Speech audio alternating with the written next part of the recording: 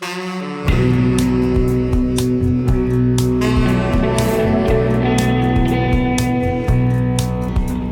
there, hope you are doing great, you are safe, healthy and strong. Today in this session I am going to discuss about the appraisal report that is called NME form number 1004. So far what we have discussed, we discussed about the different sections of appraisal. We have discussed different approaches that appraisers used to go through when they conclude a appraisal report. I'm sure you have already gone through that basics of appraisal. If you haven't, please, here is the link, go through that link and go through that video. Please subscribe to this video if you haven't done so far and hit a like if you like the video. Let's start with the today's session. So Uniform Residential Appraisal Report, we will be going through section by sections, right? And we'll see now what is the meaning of each word that is being written in this appraisal report. There are different sections or subsections which are going to lead us towards a different issues, different concerns, and most of these sections they are interrelated, right? So we cannot ignore any section in this appraisal report. I hope that you will enjoy the session. So let's start with our review. Very first line that comes under the subject area, property address. Now always remember, property address we are going to cross check. If it's a refinance, we need to check it with the title, or if it's a primary refinance, you can easily cross check this address with your photo ID or borrower's government issued photo IDs. You can check it from there. If it's a purchase transaction, then your property address should always match exactly with the purchase contract, right? And if it does not match, or there is a mismatch between the address on the purchase contract and in the appraisal report, or we have to condition to correct the address on the appraisal report. Okay, so like property address, which is going to contain the property number and street address, then city name, and then the state name plus zip code. Borrower name. Borrower names are always need to be matched with application, right? If we have two borrowers in the loan, we should have two borrowers. Like in this sample report, last name is written as Smith, whereas first name John and Mary. So we have two borrowers. Owner of public record. If it's again a refinance case, you need to match this name with the title, right? And borrower name is gonna be here. If it's a purchase case, this here we need to cross check this name with the purchase contract. If in our purchase contract there are two sellers name written, then we should have two names here. If we have two names on the title report on a refinance case and only one person is applying a loan, here both borrowers, both owners name could be written, right? Or should be written. County. Every state has different counties where all the real estate work or government work or political works are gets done, right? Like in India we have district office, we have Tehsil office. Similar, these counties has similar work which is known to be an administrative work, right? Administrative work of the government, state government. Okay, if you want to know more about what is the county role in our real estate transactions, you should go through another video that is based on the closing. I will share that link in the description box. You will get an excellent idea what is the role of counties in the real estate transaction, right? How important are these? Then how the properties are being transferred from one party to another party, like from seller to buyer, and lot of information you are going to get it from that video. I will share that link in my description box. Legal description is how the government is going to identify, like I'm telling you, county will have all the recording of all the properties, right? But in that property, what is its boundaries, what is its site area, so what is the plot number, so everything could be easily identified under this legal descriptions, right? This legal description is what about the properties, we can say properties name or properties identification in the government records, right? Then assessor parcel number. Assessor parcel number is nothing but property tax ID, right?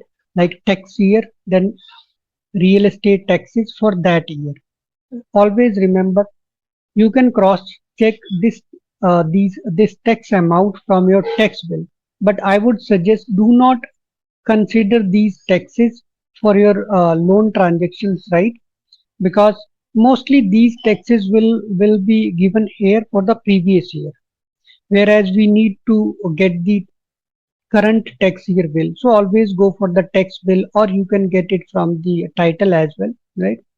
But do not consider, we do not use to consider this tax amount for our underwriting purpose.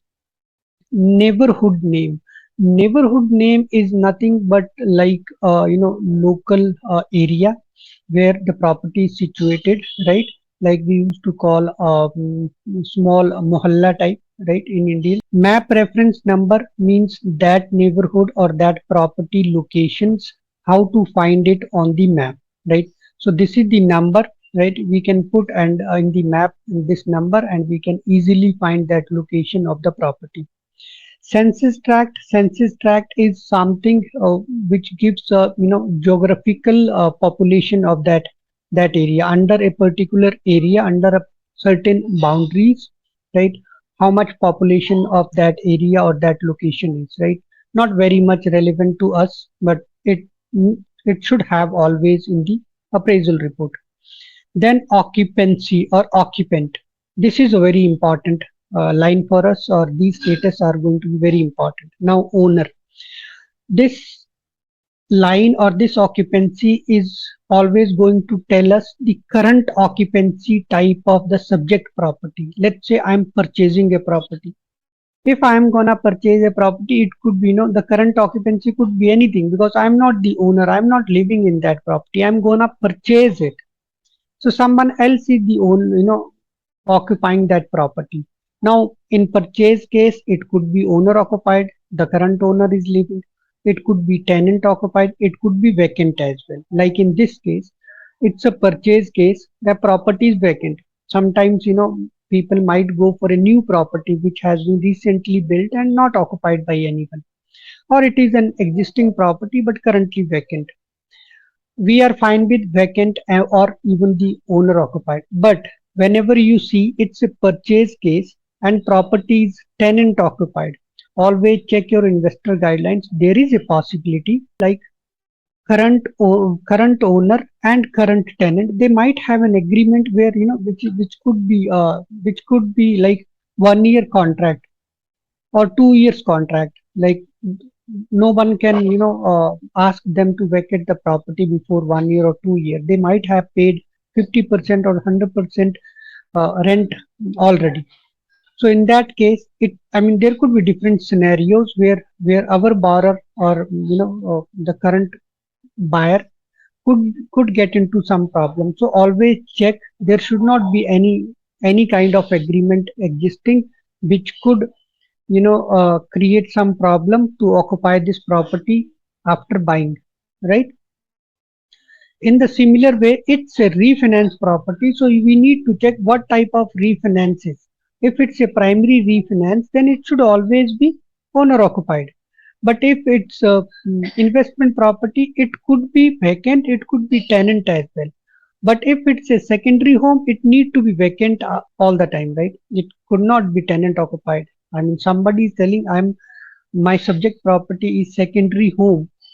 Secondary home means vacation home. So it could never be tenant. So this is how we always need to cross check what our transaction is, and accordingly we need to see what is the occupancy that is acceptable or not. And accordingly we are going to check different information, and if required we need to add condition. Special assessment. Now it's not something which is going to be very relevant to us when it comes to underwriting, because special assessment mostly going to appear in the purchase cases. Sometimes what happens, buyer is gonna buy a property, let's say in a planned unit development, and that planned unit development always have an homeowner association, and homeowner association might charge the new occupant a amount of money, a certain amount like service charge for the first time. Anyone who's gonna enter that society in that to that plan unit development, they might ask them, okay, because you are going to shift from somewhere else and going to occupy a property here, going to purchase a property in this society, so according to the homeowner association, you might need to pay, or you have to pay $1,000 as a special assessment, right? But it is a one-time payment, so we do not need to, unless we come to know that this special assessment is gonna be charged every year. Obviously, then we are going to include it into the borrower's DTI. Otherwise, you can ignore this. Third property, since as I have already told in my previous video, that 1004 is being utilized for PERD, right, and SFR property, single family residence. Now it could be one unit property or it could be a PERD property, right? And if it's a SFR, you won't see any HOA payment, homeowner association dues. But if it's a PERD, then we always going to find there should be HOA, right? Homeowner association dues. It is going to be there. Now, homeowner association dues is also written as per year or per month. If it's a per year, we can divide by 12 and we are done. That is going to be our monthly payment, HOA payment, and we can include that into our DTI. If it's a per month, we need not to do anything. Whatever the amount that is already in the monthly basis, we can use that into our DTI. Again, what I'm going to tell you, please do not rely on this HOA again, because there is a possibility that this HOA amount again belong to the previous year, right? So it is always better that we ask for the HOA statement, and whatever the amount need to be calculated, need to be considered, should be considered from the HOA statement and not from the appraisal. Good. Now next is property rights appraised, fee simple, leasehold. Right. So fee simple, I have already discussed this in my one of my previous video that was related to title. If you go through that, you are going to get lot of information what is fee simple and leasehold. Simply, I'm going to tell you that fee simple, where borrower is supposed to pay one-time taxes and property is going to be, they can occupy the property until they are going to sell them, or even after the borrower, their descendants, their successors could also occupy that property, right? But leasehold is mostly given for 99 years, right? If you want to know more about these terms, please go through my previous video. I will share my link in the I will share the video, that video's link on the description box, right? Okay, assignment type, purchase transaction and refinance transaction. So if it's a purchase, it should be purchase. If it's a refinance, they are going to mark the refinance.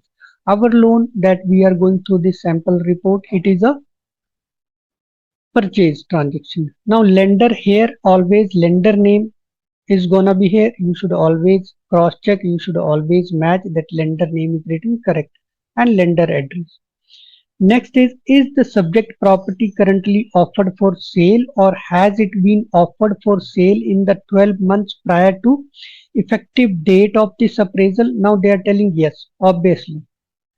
If someone is going to sell the property, they have to they have to offer the property, right, for sale. So in purchase case, it is going to be almost all the time, it is going to be yes. It will be marked as yes. But if it is gonna be a refinance case and it is written as yes, you always need to check what is your investor guidelines. If property which is being refinanced was listed for sale, because there is a problem that property could have some problem which was listed for sale, but somehow that property didn't get sold. If property didn't get sold, then there could be some problem, right? We need to dig out what is the reason that property is now being refinanced. Sometimes Borrower might say, okay, property is not getting sold, let's take some amount, let's take it, let's refinance it with other bank and we'll see later what happens, right? So it could lead to different frauds, it could lead to different problems, right? We need to dig out that. And if remember that if it is going to be a cash out loan refinance, someone is trying to get cash from the property which was previously listed for sale, almost we won't be giving loan on that property, or that is going to be very risky. Always check your investor guideline whether they allow any cash out on a property which was listed for a sale or not. Mostly it will, they no investor is going to allow, right? Or there could be certain conditions that might need to be applied, that okay, no more than 75% or 50% LTV could be in that loan. Check your investor guideline, that is much better, right? Number second, if someone is had applied, someone has had listed property for sale, and now they trying to refinance it as a rate term, there is a possibility most of the investors will allow that. But again, check your investor guidelines and make sure that property is now delisted from this, that MLS, right? Okay, the next is report data source used, offerings, prices and date. So this was the property.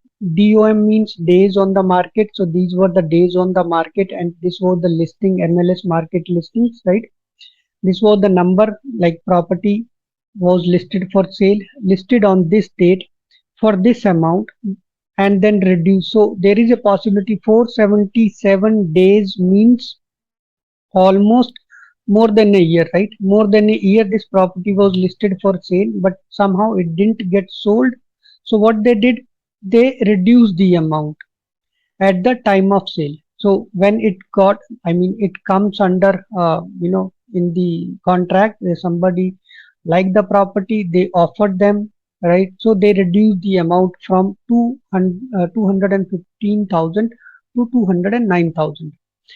Sale is currently pending, and obviously we are going through the transaction, so we will get to know that this could be our buyer who has offered this amount.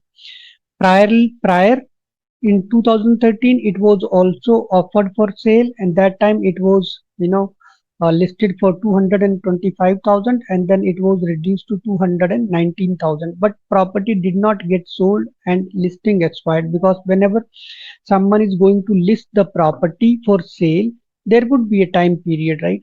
After that they need to list the property again. Next is contract. Okay,